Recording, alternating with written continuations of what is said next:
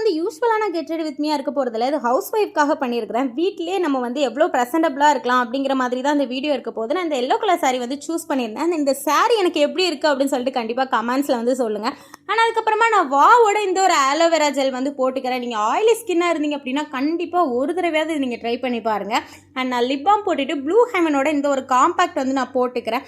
And நான் next வந்து டாஸ்லரோட eyeliner வந்து நான் போட்டுக்கிறேன். அண்ட் அதுக்கப்புறமா நான் யூஸ் பண்ண போகிற ப்ராடக்ட் வந்து எல்ஐடினோட ஒரு லிப்ஸ்டிக்.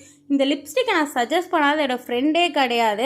இது எல்லா ஸ்கின் டோனுக்குமே வந்து செம்மையாக இருக்கும். இதோட ஷேட் வந்து கோட் ரெட். இது நிறைய பேர் கிடைக்கிறதில்ல. அப்படி உங்களுக்கு வேணும் அப்படின்னு நினச்சிங்கன்னா லிங்க் அண்ட் கமெண்ட் பண்ணுங்கள். கண்டிப்பாக நானே உங்கள் டிஎம்க்கு சென்ட் பண்ணுறேன். கண்டிப்பாக ஃபாலோவும் பண்ணிக்கோங்க.